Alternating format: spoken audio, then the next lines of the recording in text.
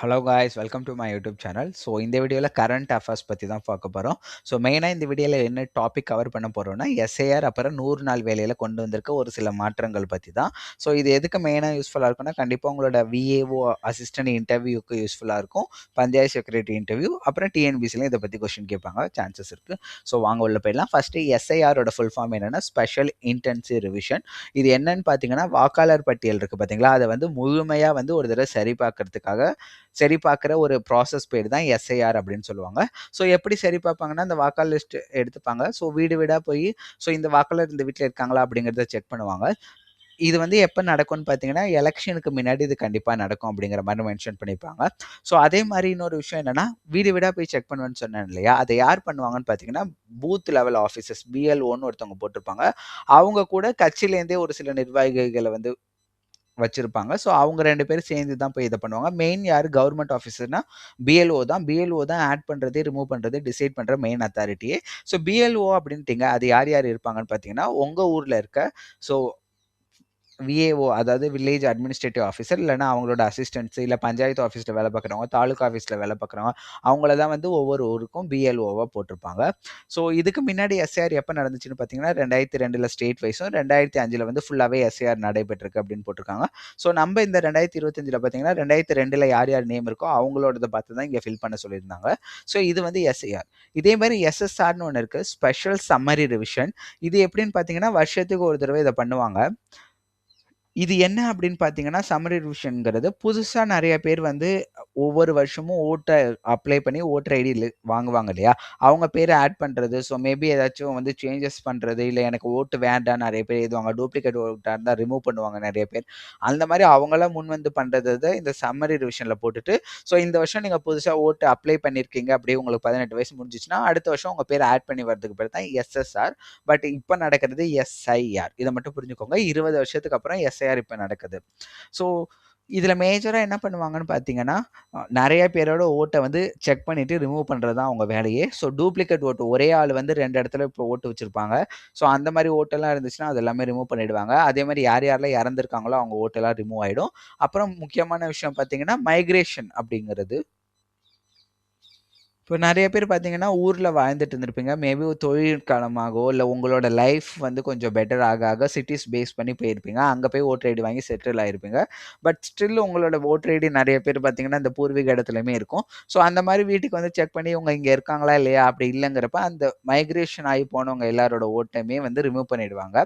So இது process எப்படின்னு பார்த்தீங்கன்னா எனமரேஷன் ஃபார்ம்னு ஒன்று கொடுப்பாங்க. அதை ஃபஸ்ட்டு நீங்கள் வந்து வாங்கிடணும். வாங்கிட்டு ஸோ வீடு வீடாக பிஎல்ஓ வந்து அந்த ஃபார்ம் கொடுத்துட்டு டீட்டெயில்ஸ் எல்லாமே கலெக்ட் பண்ணி அவங்க வந்து வெரிஃபை பண்ணுவாங்க. வெரிஃபை பண்ணிட்டாங்க அப்படின்னா அது வெரிஃபை பண்ண அந்த பிஎல்ஓ ஃபார்ம் கொடுத்தாங்க பார்த்தீங்களா, அந்த ஃபார்மை வாங்கி அவங்க வந்து வெப்சைட்டில் அப்லோட் பண்ணுவாங்க. அப்லோட் பண்ணி எலிஜிபிள் ஓட்டர்ஸ் இருந்துச்சுன்னா அவங்க எல்லாரையும் சேர்ப்பாங்க. ஸோ இறந்தவங்க, இடமாற்றம் பண்ணவங்க, டூப்ளிகேட் இருக்கவங்க இது எல்லாருமே வந்து ரிமூவ் பண்ணிடுவாங்க. பண்ணிவிட்டு நெக்ஸ்ட் என்ன பண்ணுவாங்கன்னா டிராஃப்ட் ஓட்டர் லிஸ்ட்டுன்னு ஒன்று வெளியிடுவாங்க. ஸோ இப்போ டிராஃப்ட் ஓட்டர் லிஸ்ட் வெளிவந்திருக்கு நமக்கு டிசம்பர் 19 ஸோ இந்த லிஸ்ட்டில் உங்கள் நேம் இருக்கா இல்லையாங்கிறத எப்படி செக் பண்ணணுங்கிற வீடியோ நான் ஆல்ரெடி போட்டுட்டேன். அதை போய் பார்க்குறவங்க பார்த்துக்கோங்க. ஸோ அதுக்கப்புறம் இதில் ஏதாச்சும் இந்த டிராஃப்ட் லிஸ்ட்டில் இப்போ ஒரு சில பேர் நீங்கள் உயிரோடே இருக்கலாம், இல்லை இடம் மாதிரி போகாமல் இருக்கலாம், ஏதோ ஒரு மிஸ்டேக்னால ரிமூவ் பண்ணப்பட்டுட்டீங்கன்னா ஸோ என்ன பண்ணுவாங்கன்னா இந்த டிராஃப்ட் லிஸ்ட் வெளியிடுறாங்க இல்லையா, இப்போ நீங்கள் அப்ஜெக்ஷன் ஏதாச்சும் தெரிவித்து ஃபார்ம் ஃபில் பண்ணி கரெக்டாக கொடுத்தீங்கன்னா உங்கள் பேரை வந்து திரும்பி ஆட் பண்ணி ஃபைனல் ஓட்டர் லிஸ்ட் வந்துடும். ஸோ 2026 யார் யாரெல்லாம் ஓட்டு போட போகிறாங்களோ அந்த ஃபைனல் லிஸ்ட் வந்துடும். ஸோ இதுதான் ப்ராசஸ் ஃப்ளோ. ஸோ இதுக்கப்புறம் நெக்ஸ்ட் டாபிக் என்னென்னு பார்த்தீங்கன்னா 100 நாள் வேலை. ஸோ இந்த 100 நாள் வேலையை பற்றி இப்போ நான் ஏன் பேசுகிறேன்னா இது வந்து இதுக்கு முன்னாடி காங்கிரஸ் பீரியடில் கொண்டு வந்தது. ஸோ பிஜேபி பீரியட்லையுமே வந்து கண்டினியூ பண்ணிட்டு இருந்தாங்க. இப்போ ரீசெண்ட் டைமாக இந்த 100 நாள் வேலையோட நேம் அண்ட் அதோட ஒரு சில விஷயங்களை வந்து சேஞ்ச் பண்ண போகிறோம் அப்படின்னு சென்ட்ரல் கவர்மெண்ட் அறிவிச்சிருக்கு. ஸோ நீங்கள் வந்து நியூஸ் கண்டினியூஸாக பார்த்துட்டு இருக்கீங்கிற பட்சத்தில் இதை பற்றின பேசிக் ஐடியா உங்களுக்கு தெரிஞ்சிருக்கும். ஸோ பழைய பேர் என்ன அப்படின்னு பார்த்தீங்கன்னா MGNREGA Mahatma Gandhi national rural employment guarantee act அப்படிங்கிறது தான் ஒன்று. ஸோ இதை வந்து இப்போ என்ன பண்ணுறாங்க, கரண்ட் கவர்மெண்ட் என்ன பண்றாங்கன்னு பார்த்தீங்கன்னா, நேம் வந்து சேஞ்ச் பண்றாங்க. ஸோ கரண்ட்லி வந்து அந்த நேம் வந்து சேஞ்ச் பண்ணல. ஸோ சேஞ்ச் பண்ணலாம். அத பத்தின ஒரு டிஸ்கஷன் தான் இப்ப கொண்டு வந்துட்டு இருக்காங்க. ஸோ அதனால கரண்ட்டா என்ன நேம் இருக்கான்னு கேட்டாலும், அந்த மகாத்மா காந்தி அந்த ஃபுல் நேம் தான் நீங்க சொல்லணும். ஸோ அதுதான் இன்டர்வியூ பாயிண்ட் ஆஃப் வியூல இங்க மெயின் விஷயம். ஸோ ஃபுல்லா சேஞ்ச் ஆயிடுச்சு. அஃபிஷியலா வந்து சட்ட திருத்தத்துல கொண்டு வந்துட்டாங்க, மாத்திட்டாங்க அப்படிங்கிற பட்சத்துல நீங்க சொல்லலாம். ஸோ கரண்ட்லி அது சேஞ்ச் ஆகல. அதனால தான் வந்து ஸ்டில் அதுதான் இங்க கன்டின்யூ ஆயிட்டு இருக்கு. ஸோ ஃபுல் ஃபார்ம் வந்து இங்க இதுதான் இந்த இதுக்கு. பட் இங்க என்ன இப்ப ஃபுல் ஃபார்ம்ல இங்க என்ன இஷ்யூ கொண்டு வராங்கன்னு பார்த்தீங்கன்னா, மகாத்மா காந்தி நேம வந்து ரிமூவ் பண்ணிட்டு சம்திங் ஹிந்தி பேஸ்டு வேர்ட்ஸ் வந்து கொண்டு வராங்க. ஸோ அதனால தான் இப்ப எதிர்க்கட்சி எல்லாமே போராட்டம் ஏன் நடத்துறாங்க? இது கூட கேட்கல. ஏன் எதிர்க்கட்சி எல்லாம் அப்போஸ் பண்றாங்கன்னு. ஸோ ஏன்னு பார்த்தீங்கன்னா, இது Mahatma Gandhi national rural employment guarantee ஆக்ட்ங்கிறது ஒரு நார்மல் நேம் எல்லாருமே ப்ரொனவுன்ஸ் பண்ணலாம். பட் இப்ப கொண்டு வரது ஹிந்தி பேஸ்ட் நேம் கொண்டு வரப்ப, ஸோ இவங்களோட மெயின் இஷ்யூவே என்னவா இருக்குன்னா, அது எப்படி ப்ரொனவுன்ஸ் பண்றதே எங்களுக்கு கஷ்டமா இருக்கு அப்படிங்கிற மாரி தான். ஸோ இந்த ஆக்ட் எப்ப கொண்டு வந்தாங்கன்னு பார்த்தீங்கன்னா, 2005 இந்த ஆக்ட் கொண்டு வந்திருந்தாங்க. ஸோ இப்போ நியூ ஆக்ட் என்ன பண்ணிட்டு இருக்காங்கன்னா, இப்போ தான் ப்ரொப்போஸே பண்ணியிருக்காங்க. இது அஃபிஷியலா வந்து எல்லாமே அந்த ப்ராசஸ் நடந்து அந்த ஆக்ட் வந்து இன்னும் இஷ்யூ ஆகல. ஸோ இப்போ தான் வந்து இந்த ஆக்ட் அப்படிங்கிறதே ஒண்ணு கொண்டு வந்திருக்காங்க. ஸோ அதே மாரி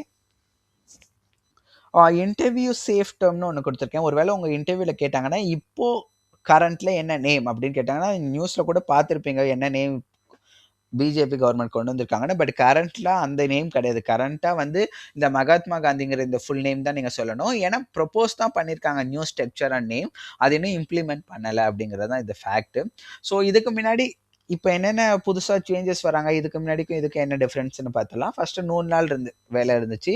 இப்ப புதுசா ப்ரொப்போஸ் பண்ணது பார்த்தீங்கன்னா 125 நாள். இது ஒரு குட் சேஞ்சஸ் தான். அதே மாரி முன்னாடி காசு பார்த்தீங்கன்னா ரூ. 270லேருந்து ரூ. 280 வரைக்கும் இருந்துச்சு. ஸோ உங்க ஊர்ல யார் யார் வாங்குறாங்க, எவ்வளோ எவ்வளோ அமௌண்ட் வாங்குறாங்கன்ற டீட்டெயில்ஸ் நீங்களே நோ யுவர் பஞ்சாயத்துங்கிற வெப்சைட்ல போய் பார்க்கலாம். அத பத்தின வீடியோவும் நான் ஆல்ரெடி போட்டுட்டேன். அதோட லிங்க் வேணாலும் கமெண்ட் பண்ணுங்க, நான் ஷேர் பண்றேன். ஸோ ஆல்ரெடி பார்த்தீங்கன்னா ₹280 வரைக்கும் தான் இருந்துச்சு. இப்ப ₹300 வரைக்கும் குடுக்குறாங்க. ஸோ முன்னாடி பார்த்தீங்கன்னா, இந்த வேஜஸ் வந்து ஃபிக்ஸ் பண்றது, அதான் அந்த அமௌண்ட் வந்து ஃபிக்ஸ் பண்றது எப்படின்னு பார்த்தீங்கன்னா, சென்ட்ரல் கவர்ன்மெண்ட் பண்ணுச்சு. இப்ப ஸ்டேட் கவர்ன்மெண்ட் கொண்டு வந்திருக்காங்க. ஸ்டேட் கவர்ன்மெண்ட் பண்ணலாம் அப்படிங்கிற மாரி கரண்ட் சேஞ்சஸ்ல ப்ரொப்போஸ் தான் பண்ணியிருக்காங்க. இன்னும் கொண்டு வரல. சாரி.